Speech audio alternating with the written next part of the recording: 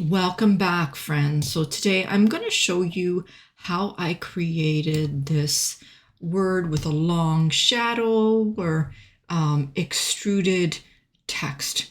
And you know what? Sometimes I don't even know that some apps exist in Canva, but let me just show you how I created this effect. So I'm going to start off by creating a new page. And I'm going to go over to my left panel. Now I am using the new editor, so it might look a little bit different than what you're using right now, but don't worry, I'll try and just explain where everything is so that you're feeling comfortable about using Canva.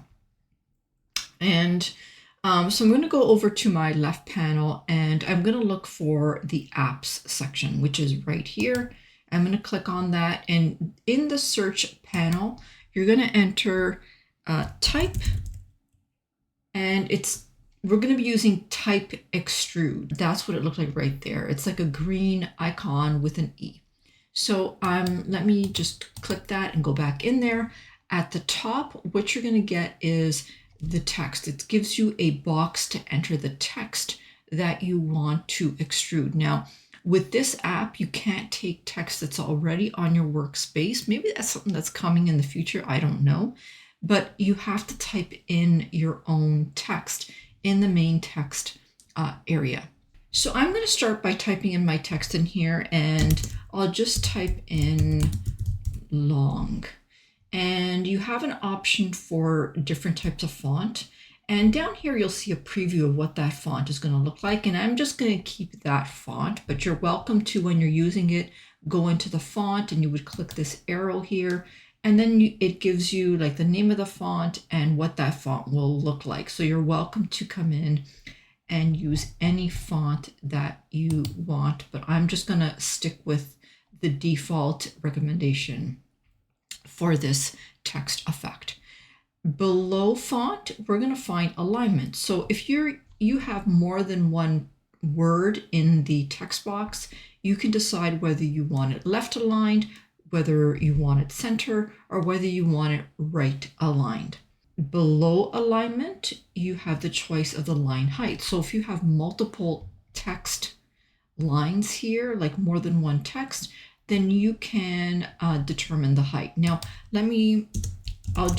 as an example, when we come down here, we see that we've got two words. So now we can center those words.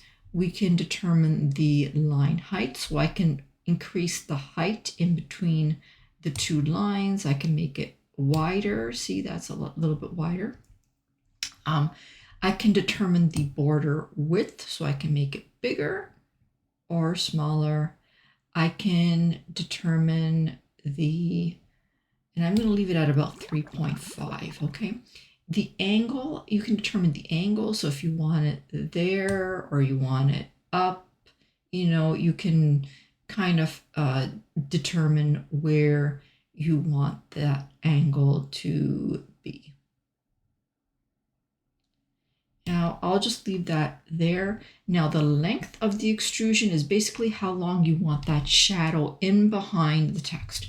So if you want it longer, you can definitely choose a longer effect, or you can choose a shorter effect.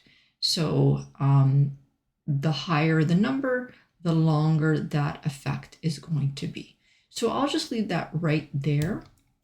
And now we have an option of colors. So we have two options. One is the color of the facing text, and one is the color of the shadow. So I'm going to leave the facing color the same, but I'll come into the shadow and I'm going to change. We have the option to change that, right? Now, unfortunately, it doesn't have like the eyedropper so that you can match it with what you're working on your workspace. Unfortunately, maybe that's a future development, I don't know. But we can change the color of the text to anything that we would like. And for the first word, I'm going to try and change the color to a nice bright blue. Okay, so I'll leave it at that. And I'm just going to go back up because I don't want that second word. So I'm just going to delete that second word and just add that shadow to that text word with that long shadow on my workspace. Okay, so here it is. So here's my first word. Now, my advice to you is if you're going to be doing this multiple times, you can either have multiple words that you're keying into your text box, but the only problem with that is that it would all be the same color. Here's a quick tip.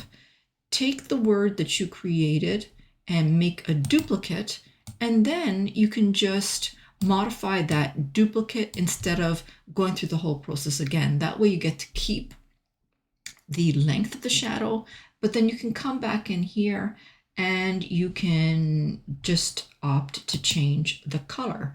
So I'm going to change the color of my second word to a green color. And so I'll just change it like that. Okay. And I'll say update element. Now I'm going to come back in here and I'm going to change the word to shadow.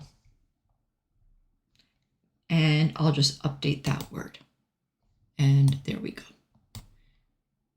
Okay, I'll just make that a little bit bigger, like that. Okay, so now I'll take a copy of this and I'll come up here and I'll change this word to text. And then I'm going to change the color to a bright yellow. Okay, and here is a preview. Now, there's also an option to preview it against a dark background. So you get that option to preview it against a dark background if that's what you're working with. So I'll just say update element, and here it is. And I'm just going to make that a little bit smaller, like that. And I'll make a copy of this again. And I'll just come up here and I'll just change that word to extrude. And I'll come down here to color and I'm going to change that to a nice bright red. Okay, so now that I'm done, I'm just going to update the element right there. And I'll just make that a little bit larger like this. Now, it does look a little bit odd because we've got a little bit of space in there, but here is another trick.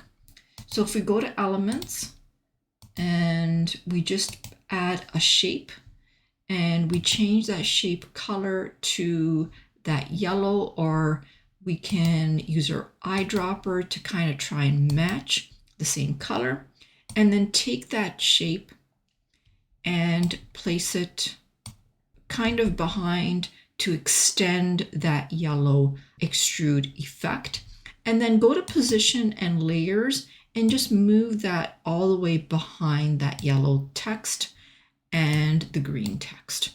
And that's what it would look like now. Now you can have it in front of the green text, and then you can just make that smaller like that if you want that kind, if you want it to look like that.